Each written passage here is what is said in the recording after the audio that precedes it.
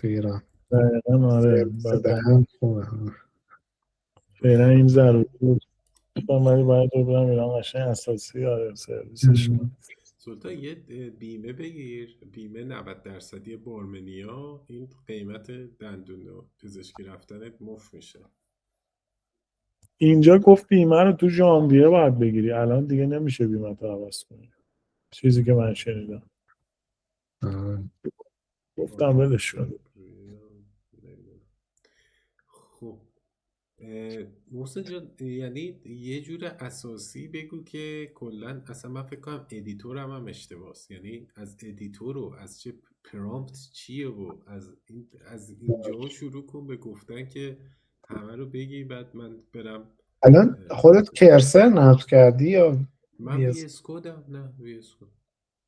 خب من این کرسره، شاید با وی اس. خب وی اس کدت بعد چی روش نصب من کرسر نصب میکنم دیگه، چون کرسر بیشتر به ای آی و اینا مچه.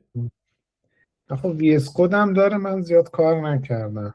آره نه همون رو همین کرسر، اینکه چه جوری اکتیو کنی، چیکار کنی، حالا چیه؟ کرسر حالا که نصب کردی دیدی وی اس کد اینجا یه کد میزنی این شکلی میکنی ادیتور رو باز میکنه. آره خب کرسر هم اینجوری داره ولی پیشفرض وقتی نصب کنی فعال نیست، باید ردش کنی. یعنی تو کامندا که بری بزنی اینستال مثلا این کرسر کامند اینو برات درست میکنی. حالا اولین نکته، حالا من چون خودم زیاد اینو استفاده میکنم این شکلی که فایل باز کنه، مثلا اینو بزنید چی میشه؟ فایل پکیج جیسون اینجا باز شد.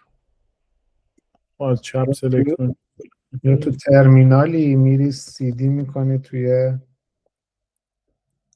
پراجکتی، مثلا اینجا اینجوری میکنی که سر نقطه اینو اینجا بعد باز. من چون عادت دارم اینجوری میکنم اینجوری باز میگن، نه چیز خاصی نیست. اوکی. حالا من این چندش نصبش کردم، همین ترایال میرفتم اوکی بود ولی توکنم فکر کنم تموم شد، گفتی یا پول بدی. توکنت دیگه تموم. آره گفت دیگه باید اگه از این بیشتر بخوای باید پول. الان تو سابسکریپشن ماهی چقدر میدی و چقدر اضافه بر شرکتمون میده؟ یعنی نمیدونم ولی فکر کنم $20 یا $20 ماهانش. منم شرکتمون داره، وین سرف داره اسمش. وین سرف هم آره. ولی خب اونو بگی فرقی نداره، کل کانسپت ها یکیه. حالا وین سرف رو کار نکن ولی کانسپتی ها باید یکی باشه. تو از چی استفاده میکنی محسن؟ من کرسره. ببین وین کرسر سرف یه دونه گوگل داره آنتیگراتی یه همچین اسم یادم رفت. دیگه بهترین مدل الان کلاوده که کلاوده هم خودش یه دونه چی داره، کلاد سونت یا کلاوده کد اینم هست. کلاوده ترمینال این سایتش، حالا کلاوده کد این شاید این بقیه بهتره. بهترین مدل برنامه‌نویسی ها رو این داره. ولی خب تو کرسر هم داریم دیگه. این کرسر تو میتونی LLM انتخاب کنی. ببین این کلاوده آخرین نسخهش که 4 و 6 اینجا داری اوپوس. کلاوده 2 تا داره، 4 و 5 سونه، 4 و 6 اوپوس. یعنی اینجا هم تو داری هم مثلا جمنای داری، جی پی تی 5 اینم جدید اومده، کودکس اینم داری. تو کرسر همه اینا هم. ولی خب یعنی تو میتونی با همین کلاوده کدو بزنی که عملا میده به همین LLM کلاوده. یعنی تو اینم بگیری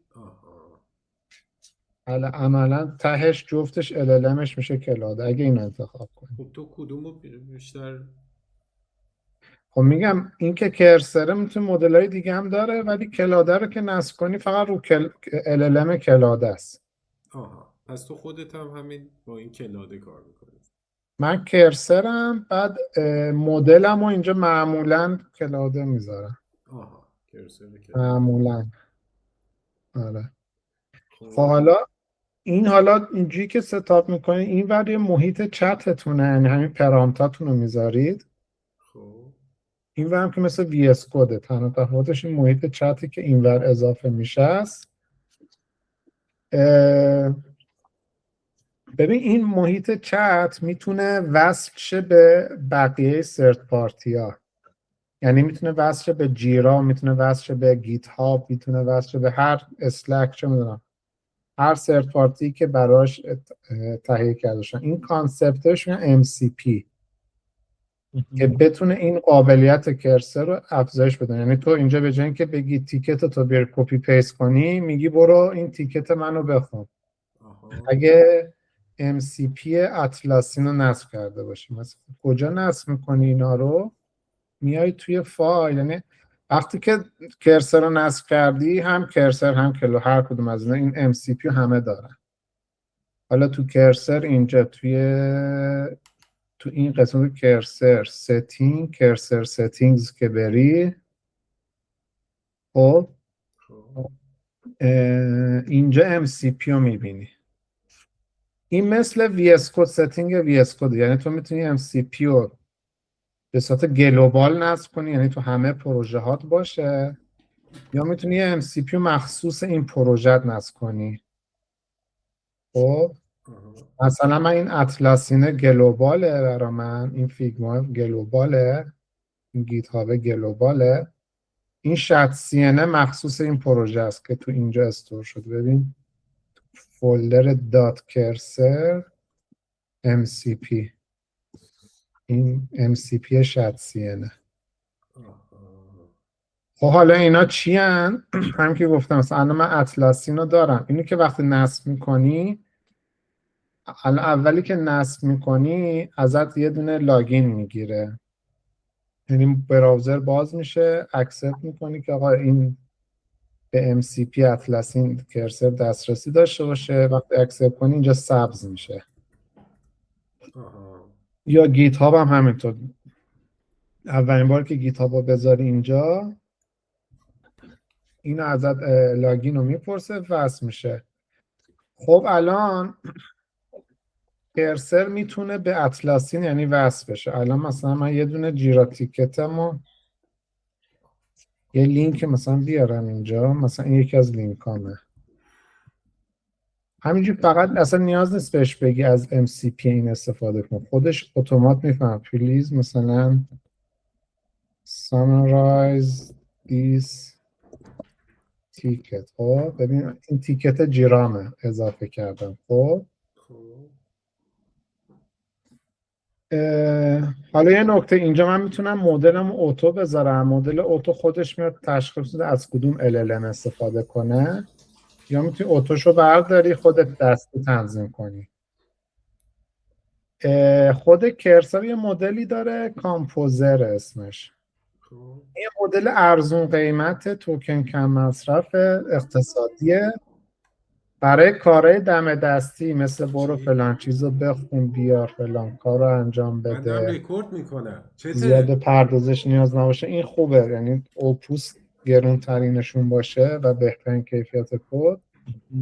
این کامپوزر رو استفاده کنید برای همین کار دم دستی مثل این، یا یه تست بنویس، یه کامنت بذار، پکیج جیسون رو چک کن، به هم بگو چه پکیجایی هست نیست، از این کارهای دم دستی این کامپوزر رو بزن.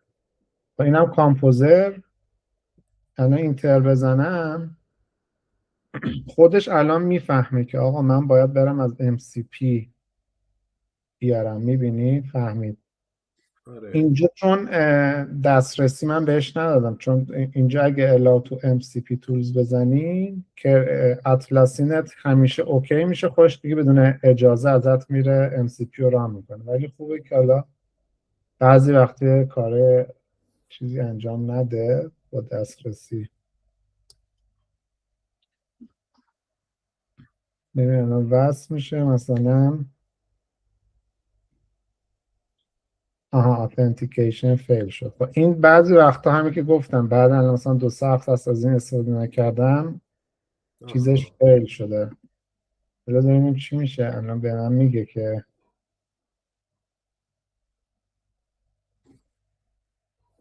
این MCP چی نباید یه بار دیگه فکر کنم فعال چیزش کنم. بذاریم دوباره بیایم اینجا. این به کدوم اطلسی هم وصل میشه؟ به اطلسیان شرکت؟ همون موقعی که این اولین باری که اینو نصب کنی سرور که لاگین میشه به سرورت، یعنی سرور وینوواس مثلا میزنی، یعنی اولی که وارد لاگین اطلسی میشه تو ایمیل وینوواس تو میزنی، بعد توکن، یعنی توکن وینوواس تو اینجا ذخیره میشه. اوکی. حالا من یه بار دیسیبل آنیبلش کردم، اینو تونست یه توکن جدید احتمالاً بگی بدون اینکه نیاز به لاگین باشه. ولی خب ببین اینو آورد برا من، خلاصه تیکتمو به هم داد. شما هر کاری که میخوای با جیرا انجام بدی و با این میتونی انجام بدی. مثلا بگی که آقا من این کارامو تموم کردم، روی این تیکت یه کامنت بذار که آقا این دان شده، بعد میاد روی کامنت میذاره روی. خب این بعد پس اولین چیز خوبیه که چند تا MCP اینجا بذارید. اطلسین خوبه، گیت هاب هم خوبه. مثلا گیت هاب معمولا PR بهش میدی، چه میدونم فلان PR رو ببر من بیاری، فلان PR رو باز کن، از اینجور کارا برات انجام میده. حالا چه جوری این MCP ها رو داشته باشیم؟ یه ریپوی هم این تمام MCP های خوب رو بگی که میشه نصب کرد اینجا هست، میتونید ببینید. یعنی شما چون اگه مثلا با پایتون کار میکنید یا با نصرت پارتی کار میکنید، اینجا میتونی بیای بخونی ببینی چیه، چجوری نصب میشه، چه کارهایی داره. اصلا من اینم نصب کردم، این کانتکست 7 باید تو سایتش بری اکانت، تو این سایت بری اکانت باز کنی و خوبیش اینه که بعضی چیزا که داکیومنت این کرس اینا مدل همه داکیومنت ها رو که نداره. مثلا شما داری با ورژن مدوسای مثلا 5 داری کار میکنی، خب مثلا میتونی بهش بگی که آقا بره اینو که بزنی یوز کانتکست 7 بعد بگی مدوسای 5، این خودش میره داکیومنت های مدوسای ورژن مثلا 5 رو میاره به مدل، میگه که آقا اینا اینجوریه. یه همچین چیزی مثلا گفته next middleware از این کانتکست استفاده. اینی که بزنه خود کرسر میفهمه که من باید از این MCP استفاده کنم. این MCP هم خب تا یه حدیش رایگانه این سایته، ولی در کل چیز خوبی اگه کم استفاده کنی. به الان من بعد اینجا ساین این کنی، بعد اینو نصب کنی. چیز کلا به نظرم چیز خوبیه، چون بعضی وقتا میخوای یه کاری بکنی مخصوص یه ورژنیه، میتونی اینو بهش بگی که بهتر بدونه چی کار باید انجام بده. با این بحث MCP بود. حالا بریم چه کامندهایی میتونی، هر کامندی که تو فکر بکنی و میتونی اینجا انجام بدی. معمولا بهتر مثلا یه تسکی داری، خب بهتره که اینجا ما چند تا حالت داریم. ایجنت یعنی وقتی بهش یه کاریو میگی، مثلا میگی برای این فایل تست بنویس، یا یه فایل رو بیارم برات، مثلا میگی این فایل، خب میخوام اینو انتخاب کنم بگم که برای این فایل تست میخوام، خب اینجوری ادساین بزنم، این اسمش رو اینجوری میتونی تایپ کنی. خب مثلا اینو انتخاب میکنم، خب مثلا میگی پلیز رایت تست. ایجنت که باشه مستقیم میره کدو میزنه برات. خب برای کار چیزی که مثلا اوکی و نیازی به پلنی چیزی نداره، این ایجنت خوبه. خب من میتونی استفاده کنی. خب بعد اینم مثلا مدل همین اینو انتخاب میکنه، مثلا چیز خفنی نیست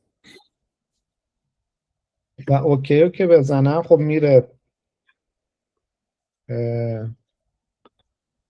یه سه اینفورمیشن ها رو استفاده میکنه و براش حالا میره تست رو مینویسه.